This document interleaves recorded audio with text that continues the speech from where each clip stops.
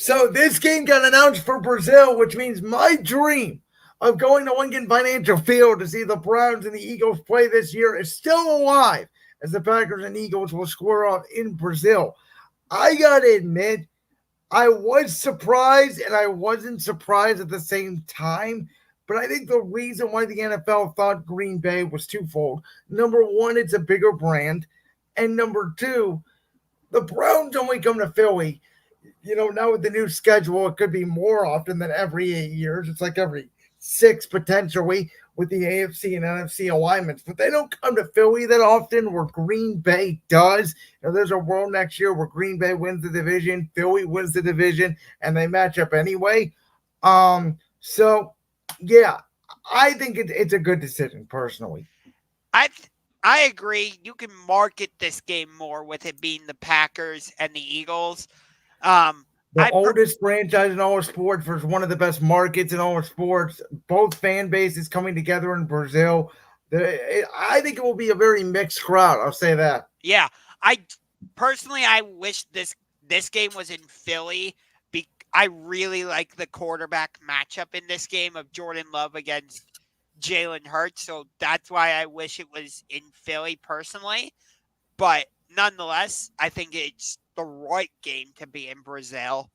If you're going to choose anybody for the Eagles, and obviously you're not going to do Cowboys Eagles in Brazil. That game needs to be in Philly and it needs to be in Dallas. Yeah, and I'll say this: it's a big game for Week One, and we know that Week One is now almost an extension of the preseason. Um, I think the Eagles may have a little bit of advantage in this game, no matter who they play, because they're going to have a new OC and a new DC. That could bring in some new wrinkles, and we'll see early on. Last year Green Bay started off slow. Could this be another case of Green Bay who needs to maybe get another receiver or at least some offensive linemen? Do they start off potentially slow again? And is this a case where Philly? Because I was thinking this as an Eagles fan. I think I'd rather play Green Bay now than late in the year. Yeah. Um, Personally, as a Browns fan, I like that this game or that it was not the Browns because I'd love to go to a Browns Eagles game in Philly. Personally, I don't know if it's going to happen this season, but I've heard Eagles games are fantastic experiences in Philadelphia. Um, Although you want to be careful wearing opposing teams' jerseys in Philadelphia, from what I've heard, because Philly fans For don't. for the record, this game is going to be September 6th. That's a Friday. Um, it's going to be on Peacock as well. So the NFL is getting back into the streaming game, which the NFL playoff ratings show people will sign up for Peacock to watch NFL because the NFL is a giant. I'm interested to see what time this game is at, though. Is it a situation where it's at 3 o'clock Eastern? Is it an afternoon? Is it like a noon Eastern game? I think Brazil's a 4 to 5 hour time difference, depending on where you're at in Brazil. That's what I'm interested in. When do they strategically schedule this game? Yeah. Um, I feel like they would want to put it on prime time because it's a Friday night. Because I don't know if you can necessarily do that. I think that'd be like midnight Brazil time. that that's true. I think you'd have to do it at like 4 or 5 Eastern, which would be 8 or 9 Brazil. Yeah, that's what I'm thinking. Now that you mentioned that. So, but yeah, I'm fascinated. I'm also fascinated by this question because Mr. Unger has said that the Indianapolis Colts could be a sneaky team in this year's NFL draft. And my mock draft for Brandon's World will be coming out on Tuesday. Now, next week on the show, we're going to be doing our own personal mock drafts. Me and Josh will go back and forth on the top 10 picks. Josh will have the odds, I will have the evens. We'll do a live mock draft on the air. But the Colts are not in that top 10 range. So I'm very interested as to what this topic could pertain to. Go ahead, my friend. Okay, so when the Colts were making their Super Bowl runs with Peyton Manning, they had Reggie Wayne, they had Marvin Harrison, they had Joseph Adai, they had Dallas Clark. So they had a bunch of great skill position players, right? Correct. When I look at their depth chart right now, they have Michael Pittman and Alec Pierce at wide receiver. They have Jonathan Taylor at running back. I'm not sure who their tight end is off the top of my head. But I feel like the Colts need to add another wide receiver because you want to give your young quarterback, Anthony Richardson, as many weapons as you can. We've seen how that benefited CJ Stroud in Houston last year. It's why Josh Allen took that step forward when Buffalo went out and added Stephon Diggs to go along with Gabe Davis. We saw what happened with Joe Burrow in Cincinnati when they added Jamar Chase. So everybody's talking about these great wide receivers at the top of the draft, like Roma Dunze, Marvin Harrison Jr., Malik Neighbors. I could see the Colts maybe trying to trade up into that top 10. I'm not sure where, and trying to grab one of those three wide receivers. So I disagree with you, and here's why. Well, I agree with your premise that you need to give your quarterback the best weapons possible. I agree. The Colts could also use another weapon. This receiver class is so stacked. There's going to be another 3 or 4 receivers down at the bottom of the first round. I believe, first of all. The other thing I also believe is Michael Pittman, Alec Pierce, Jonathan Taylor, the guys they have, it's not the number one pressing need for the Colts. And what they absolutely do need is a corner. And there's 3 good corners in this draft, and they're going to be in position for probably the second one. And that's where I think they go. By the way, their tight ends are Mo Alley Cox, Yep. Kylan Granson, Will Mallory, and Jordan Murray. So they need to get another one, which I think they could do in free agency. But I think this first pick is going to be defense. I don't see a Chicago trading back with them. I don't see Atlanta trading back with them when those 2 teams need help. Tennessee, I don't see doing it in their division. The others, I don't see happening. So I think Indianapolis is a pretty safe bet to just stay where they are and take the best corner on the board. It's interesting you say that. I could see the Colts trying to trade up with the Jets at 10. I don't. Not to spoil anything for our mock draft next week, but the Jets will be taking an offensive skill player. And I don't see a way they don't. Because I think the Jets would be stupid not to. Because I think one of the top offensive skill position players, no matter who you rate out of the 4, Dunze, Neighbors, Bowers, Harrison will be gone. I'll say this forever. I don't understand this fascination that Neighbors or Dunze could go before Harrison. I don't understand it at all. I think it's another NFL draft week. People trying to hype themselves up because we see this all the time in the draft. If a skill position player that I think is there for the Jets at 10, they're taking him. They already got Tyron Smith. They got Morgan Moses. They're not going to trade out. They are going all in with Aaron Rodgers. The Colts are in a situation where they could draft a receiver in the 2nd or 3rd round. We've seen people like Tank Dell, Puka Nacua. This receiver class is so deep. You're going to have an opportunity to get one in the 2nd or 3rd round, as I mentioned. That's fair, but with these top 3 wide receivers, like we've been talking about, Marvin Harrison, Roma Dunze, Malik Neighbors, one of them could be there late in the 1st round. No, I mean late in the top 10. I'm sorry. Okay. And if I'm the Colts, like I said, I want to surround Anthony Richardson with as many weapons as I can because we saw what happened. I'm not trying to compare Anthony Richardson to Peyton Manning. That's not my intention here. I'm just simply saying that, for me, that's why the Colts got to 2 Super Bowls and should have gone 2-0. But I will tell you right now, if a team is trading up in the top 10, it's not for a wide receiver. It would be for a quarterback. Minnesota. It's for a quarterback. Minnesota is the obvious one. I keep hearing the Giants are going to do it, which if they trade up for J.J. McCarthy, please, please, please. No disrespect to J.J. McCarthy. He'd do great in Minnesota. He'd feel miserably with the Giants because, again, it all depends on where you land. Speaking of which, it's a perfect transition. I have no idea what to think with this 3rd pick. there are two trains of thoughts. That's why I wanted to bring up the topic when it comes to the New England Patriots. So I think we both agree, in a little bit of a spoiler for our mock draft next week, that Jaden Daniels is probably going number 2 to Washington. So with that said, New England is sitting at number 3. They could do one of two things. Actually, three. A, you could draft whichever top quarterback you think is next in line on your board, whether it's JJ McCarthy, whether it's Drake May.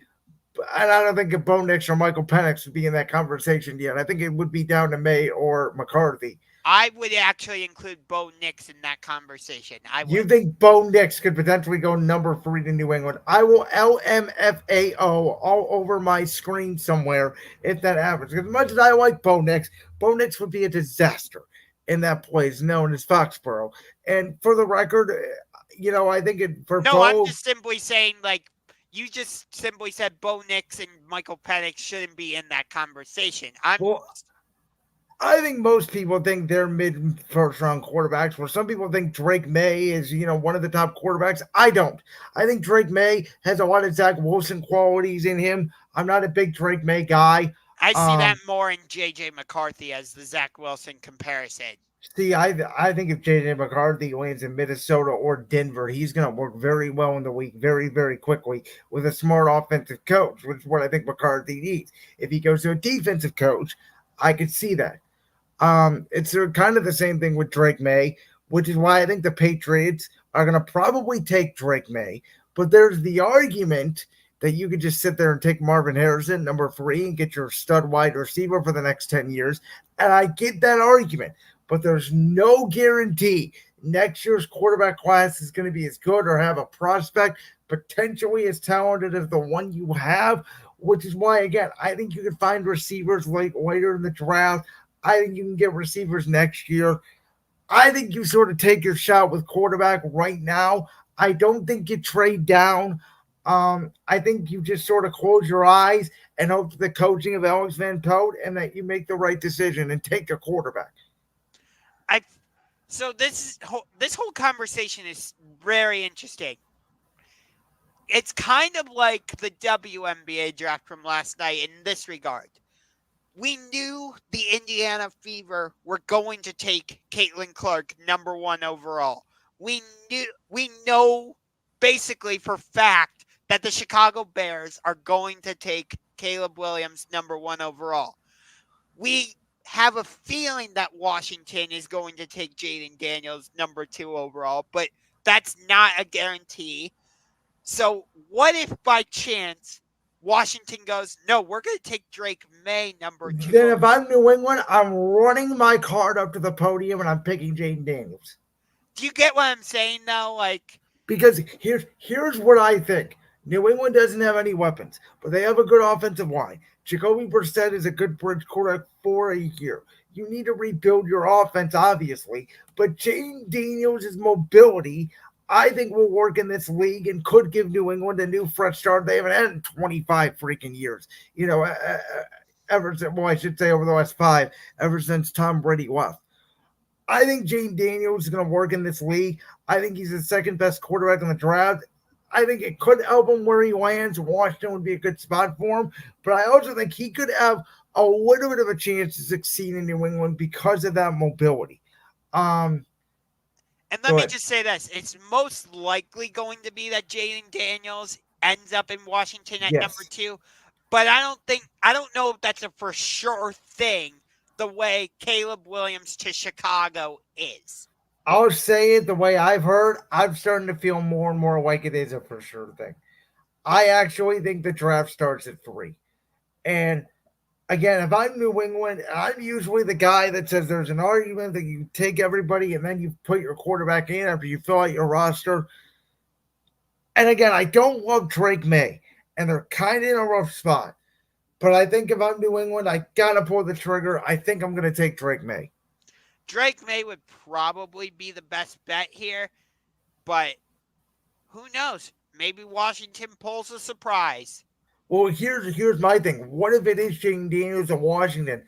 Could New England trade back, and or do they just take Harrison? And kind of screw over Arizona.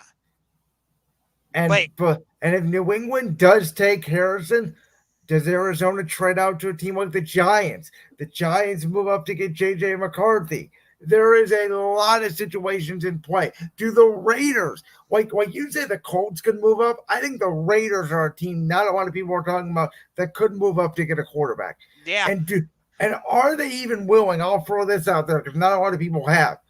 Do the Raiders dangle Devontae Adams to move up and get a quarterback? I don't think they would. I don't think you would need to, but I could make the argument they might have to. It's a valid question to ask, certainly. Because here's the other thing, right? The Chargers are at 5. I think we all assume the Chargers are going to move out with Minnesota. Minnesota's moving up to 5 to get a quarterback. Does Vegas feel like they want to get in front of Denver, who right now they're just behind? I could see a world where like Tennessee, who needs a lot of people, they're probably going to take an offensive lineman, but they need a lot of picks. They need a lot of people. Does Vegas slide into like 7 and go after a Bo Nix or a Michael Penix before Denver has the chance to make their pick?